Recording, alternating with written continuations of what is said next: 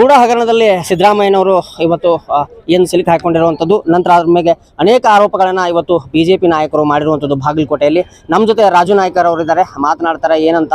ಯಾಕಂತಂದ್ರೆ ಗೂಢ ಹಗರಣದಲ್ಲಿ ಸಿದ್ದರಾಮಯ್ಯವರ ಪಾತ್ರ ಪ್ರಮುಖವಾಗಿದೆ ಅಂತಕ್ಕಂಥದ್ದು ರಾಜು ನಾಯ್ಕರ್ ಅವರು ಒಂದು ಅಭಿಪ್ರಾಯವಾಗಿತ್ತು. ಕೇಳೋಣ ಸರ್. ಈಗ ಗೂಢ ಹಗರಣದಲ್ಲಿ ಸಿದ್ದರಾಮಯ್ಯನವರು ಇದ್ದಾರೆ ಅಂತಕ್ಕಂಥದ್ದು ತಾವು ಹೇಳ್ತಿರುವಂಥದ್ದು ಸರ್, ಈಗ ಏನು ಹೇಳ್ತೀರಿ? ಒಬ್ಬ ಜವಾಬ್ದಾರಿಯುತ ಸ್ಥಾನದಲ್ಲಿರುವಂಥ ಮನುಷ್ಯ ಮತ್ತು ದಲಿತ ಪರ ಇದೀನಿ ಅಂತ ಹೇಳ್ಕೊಳ್ಳುವಂಥ ಮನುಷ್ಯ ಮತ್ತು ಸಚ್ಚಾರಿತ್ರ್ಯವಂತ ಅಂತೇಳಿ ನಾನೇ ಶ್ರೀರಾಮಚಂದ್ರ ಅಂತ ಹೇಳ್ಕೊಳ್ಳುವಂಥ ಒಬ್ಬ ಸಿದ್ದರಾಮಯ್ಯ ಇವತ್ತಿನ ದಿವಸ ತನ್ನ ಧರ್ಮಪತ್ನಿ ಹೆಸರಿನಿಂದ ಈ ಮೋಡದಲ್ಲಿರುವಂಥ ನಿವೇಶನಗಳನ್ನು ಅವ್ರ ಹೆಸರಲ್ಲೇ ಪರಭಾರೆ ಮಾಡಿಕೊಂಡಿದ್ದು ಅದನ್ನು ಸರ್ಕಾರದ ಕಣ್ಣಿಗೆ ಮುಚ್ಚಿಟ್ಟಿದ್ದಾರೆ. ಇಲ್ಲಿವರೆಗೆ ತಮ್ಮೆಲ್ಲ ಅಫಿಡವಿಟ್ನಲ್ಲಿ ಏನೂ ಸಲ್ಲಿಸಿಲ್ಲ, ಅದನ್ನು ಮುಚ್ಚಿಟ್ಟಿದ್ದಾರೆ.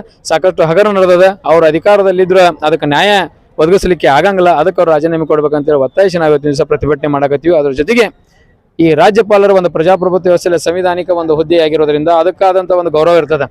ಅವರ ಪ್ರತಿಕೃತಿಯನ್ನ ಒಂದು ಫೋಟೋವನ್ನು ದಹನ ಮಾಡಿ ಒಂದು ಕಾನೂನನ್ನು ಕೈಗೆ ತಗೊಂಡಿದ್ದಾರೆ. ಕಾನೂನನ್ನು ಕೈಗೆ ತಗೊಂಡಂಥ ಮತ್ತು ಜವಾಬ್ದಾರಿ ಸ್ಥಾನದಲ್ಲಿರುವಂಥವ್ರು ಏನು ಡಿಸೋಜ ಅನ್ನುವಂಥ ವಿಧಾನ ಪರಿಷತ್ ಸದಸ್ಯ ಆಗಿರ್ಬೋದು, ಈ ಒಂದು ಸರ್ಕಾರದಲ್ಲಿರುವಂಥ ಸಚಿವ ಸ್ಥಾನದಲ್ಲಿರುವಂಥ ಬೈರೇಗೌಡರಾಗಿರ್ಬೋದು, ಅದೇ ಥರನಾಗಿ ಜಮೀರ್ ಅಹಮದ್ ಆಗಿರ್ಬೋದು, ಇದು ಬಾಂಗ್ಲಾ ಪ್ರೇಮವನ್ನ ಎತ್ತಿ ಹಿಡಿದಿದ್ದಾರೆ. ಬಾಂಗ್ಲಾದೇಶದಲ್ಲಿ ಆದಂಥ ಗತಿ ರಾಜಭವನಕ್ಕೆ ಆಗುತ್ತೆ ಅನ್ನುವಂಥ ಧಮಕಿಯನ್ನ ಕೊಡ್ತಾ ಇದ್ದಾರೆ. ಇದು ಪ್ರಜಾಪ್ರಭುತ್ವದ ಕಗ್ಗಲಿಯಾಗಿದೆ. ಇದನ್ನ ನಾವು ಖಂಡಿಸಿ ಇವತ್ತಿನ ದಿವಸ ನಾವು ಪ್ರತಿಭಟನೆಯನ್ನ ಜಿಲ್ಲಾಧಿಕಾರಿಗಳ ಕಚೇರಿಯವರಿಗೆ ಮಾಡ್ತಾ ಇದ್ದೀವಿ. ಇನ್ನೂ ಸಾಂಕೇತಿಕವಾಗಿ ಪ್ರತಿಭಟನೆಯನ್ನು ಮಾಡ್ತಾ ಇದ್ದೀವಿ. ಮುಂದಿನ ದಿನಮಾನದಲ್ಲಿ ಎಲ್ಲ ಕಡೆ ನಾವು ಪ್ರತಿಭಟನೆಯನ್ನ ಮಾಡ್ತಾ ಇದ್ದೀವಿ.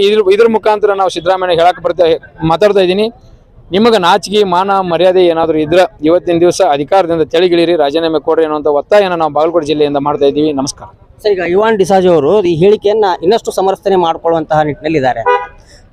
ಸರ್ ಅವರೆಲ್ಲ ಹಲ್ಕಾಗಲ್ರಿ. ಈ ಐವಾನ್ ಡಿಸೋಜಾ, ಈ ಜಮೀರ್ ಅಹಮದ್ ಏನು ಗೊತ್ತದ ಹೇಳ್ರಿ? ಏನು ಒಂದು ಸಂಸ್ಕೃತಿ ಇಲ್ಲ, ಕಲ್ಚರ್ಲೆಸ್ ನನ್ನ ಮಕ್ಕಳು ಇವರೆಲ್ಲ.